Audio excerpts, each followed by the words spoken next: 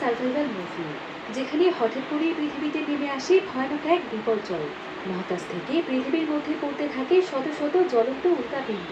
আর এক একটি উল্কাপিণ্ডের বিস্ফোরণ এতটাই ভয়ানক ছিল যে যে জায়গাটিতে উল্কাপিণ্ড বিস্ফোরিত হয় সেখানকার আশেপাশে থাকা সবকিছু একদম ধুলোর সঙ্গে মিশে যায়। এমনকি এই উল্কাপিণ্ড সমুদ্রের মাঝে পড়লেও সেই সমুদ্র থেকে ভূমিকম্প চলে আসে পুরো শহরে। দেখতে দেখতে মুহূর্তের মধ্যেই পুরো শহর যেন ধুলো হয়ে একদম বাতাসের সঙ্গে মিশে যায়। পরিস্থিতি এতটাই ভয়ানক হয়ে ওঠে যে মনে হয় পুরো আকাশ যেন পৃথিবীর উপর ধসে পড়ছে।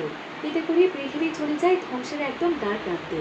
তবে পৃথিবীর এমন ভয়ানক পরিস্থিতির মোকাবেলা করে মানুষ কি নিজেদের অস্তিত্ব টিকিয়ে রাখতে পেরেছিল, সেটাই আমরা দেখব এই মুভিটিতে। তাহলে চলুন ঘুরে আসা যাক ধ্বংস হয়ে যাওয়া এক পৃথিবীর গল্প থেকে। তো গল্পটি শুরু হয় মহাকাশের একটি দৃশ্য দেখিয়ে, যেখানে আমরা ছোট্ট একটি উল্কাপিণ্ড দেখতে পাই, যেটা কিনা অনেক দ্রুত গতিতে একজন মানুষের গাড়ির গ্লাসের উপরে পড়ে। যেটা অনেক ছোট হওয়ার কারণে কারোই তেমন কোনো ক্ষতি হয় না। আসলে এই সময়টা ছিল এমন একটি সময় যখন আকাশ থেকে এভাবে উল্কাপিণ্ড পড়ার বিষয়টিকে খুবই সাধারণ একটি বিষয় মনে করা হতো। কারণ এখন প্রায় প্রতিদিনই পৃথিবীতে উল্কাপাত ঘটে।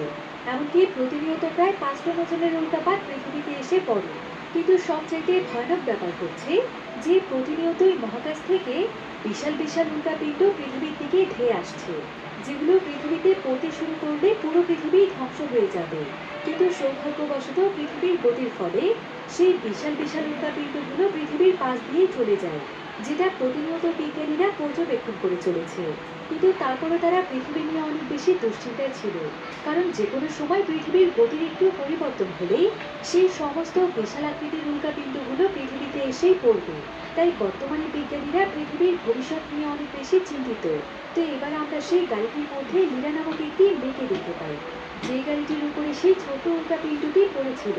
তো লীরার সঙ্গে এখানে তার পরিবারও রয়েছে, যাদের মধ্যে ছিল তার মা svetlana, তার সৎ বাবা boris এবং তার সৎ ভাই এগোর।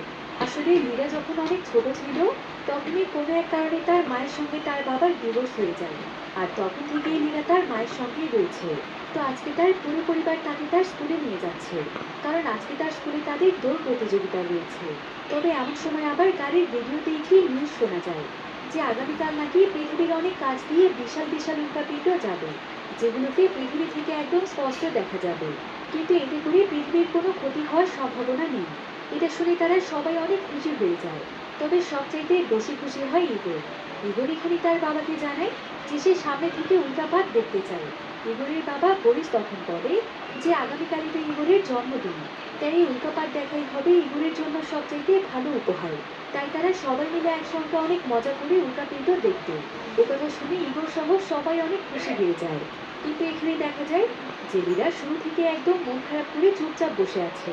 লীরা আসলে এই বিষয়টি আজ পর্যন্ত মেনে নিতে পারেনি যে তার মা তার বাবাকে ছেড়ে অন্য কারোর সঙ্গে সংসার করছে। তাই সে তার সৎ বাবা এবং ছোট ভাইকে একদমই পছন্দ করে না। আর ঠিক এই কারণেই সবসময় তার মন খারাপ থাকে। তো এবার লীরাকে স্কুলের সামনে ছেড়ে দিয়ে তার পরিবার চলে যায়। আর কিছুক্ষণের মধ্যেই শুরু হয়ে যায় তাদের